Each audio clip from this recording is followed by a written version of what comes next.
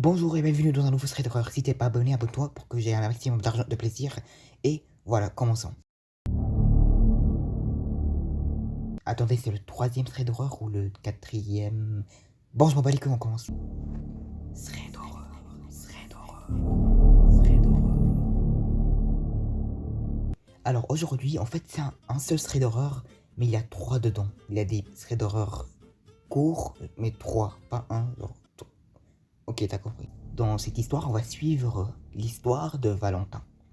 Valentin est un adulte âgé à peu près de 25 ans. Valentin aime bien pratiquer de la randonnée depuis tout petit. Donc, un jour, il décide d'appeler tous ses amis pour qu'ils aillent tous ensemble dans la forêt. Et je crois que c'est une bonne idée. Enfin, pas trop. Bon, ok, je fais ma gueule. Valentin donc appelle ses amis, ils se donnent tous rendez-vous en bas de chez lui. C'est l'heure, Valentin descend et retrouve tous ses amis en bas. Il décide d'aller à la forêt, mais à vélo, car ce sont pas des chômeurs, c'est des gens sportifs, comme moi. Ok, après 15 minutes, ils sont enfin devant la forêt. Ils décident d'emprunter le chemin le plus long. Donc Valentin commence à marcher, ou plutôt faire de la randonnée avec ses amis. Et à un moment donné, Valentin se rend compte qu'il a oublié quelque chose très important chez lui. Oui, très important. J'ai bien dit très important. Ok, c'est vraiment très... Non mais vraiment c'est très... Ok, je fais ma gueule, désolé, pardon. Valentin se rappelle qu'il a oublié son téléphone chez lui. Et ça c'est très dangereux. Donc il refait le chemin jusqu'à chez lui. Il monte chez lui, mais sauf qu'il y a un petit truc qui cloche. Sa porte est ouverte. Bonjour à tous les amis. La porte de chez lui. Ah, mais c'est bon, arrête de faire genre que t'as pas compris, frère. Bref, il voit que la porte de chez lui est déjà ouverte. Et ça, c'est vraiment pas un bon signe, je peux vous le dire. Valentin s'inquiète un peu. Il décide de rentrer dans la maison tout en étant prudent. Il rentre, il regarde à droite, à gauche, en bas, en haut, mais il n'y a rien. Il va dans sa chambre, toujours avec de la prudence. Il ouvre la porte vite, mais il n'y a personne. C'est bizarre, mais un autre détail très important, enfin détail, voilà quoi. Il voit que sa fenêtre est ouverte, alors que d'habitude Valentin ferme toujours les fenêtres derrière lui. Bah oui, c'est logique, tout le monde fait. Tu fais pas ça? Ok, je m'en bats les couilles. Donc Valentin se dit qu'il y a un truc qui cloche. Il sent une odeur de merde. Il commence à chercher son téléphone. Il le trouve pas. Il le trouve pas. Vous vous rendez compte? Il trouve pas son téléphone. Donc il se dit, mais qui pourrait rentrer dans ma maison? Et comment il a fait sans casser ni fenêtre ni porte? Donc Valentin sort vite de chez lui et cherche le plus vite possible un cabinet téléphonique.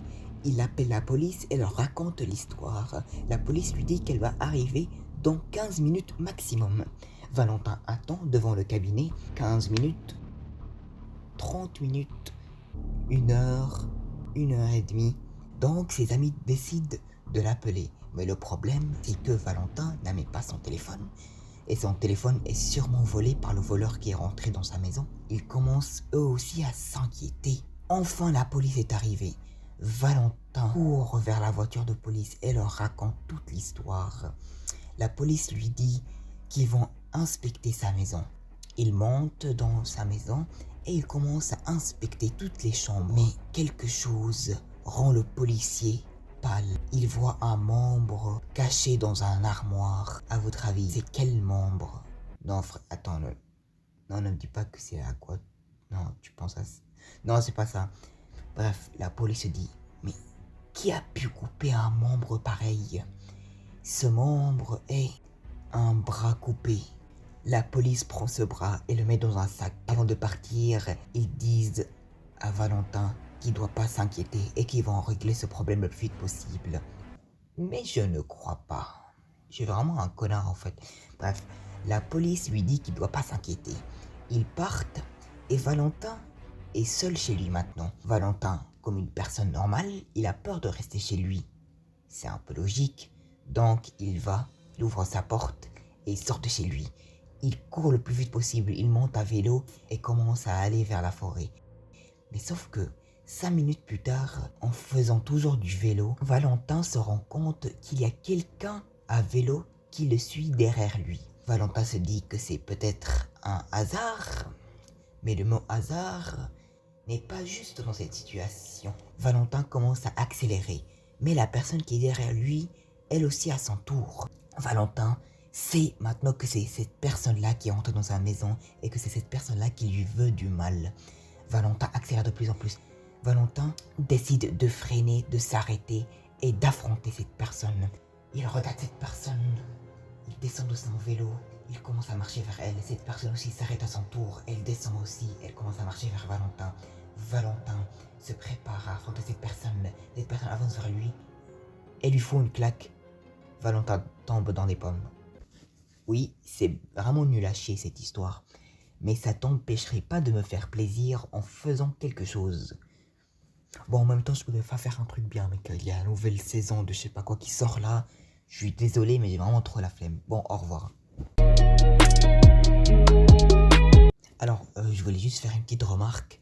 En fait, quand je vous ai dit qu'il y aura 3 threads d'horreur, en fait, il n'y a que un. En fait, vu que je parle trop, ça... En fait, voilà quoi, j'ai trop la flemme de faire un montage 3, mec. C'est trop, non, abusez pas aussi, mec. Bon, voilà, il y aura que un, mais je crois que ça suffit. Puisque, ouais, voilà, bref. J'espère que vous avez aimé et... Quoi? Attends. Non. Quoi? La nouvelle saison, elle est sortie? Bon, au revoir.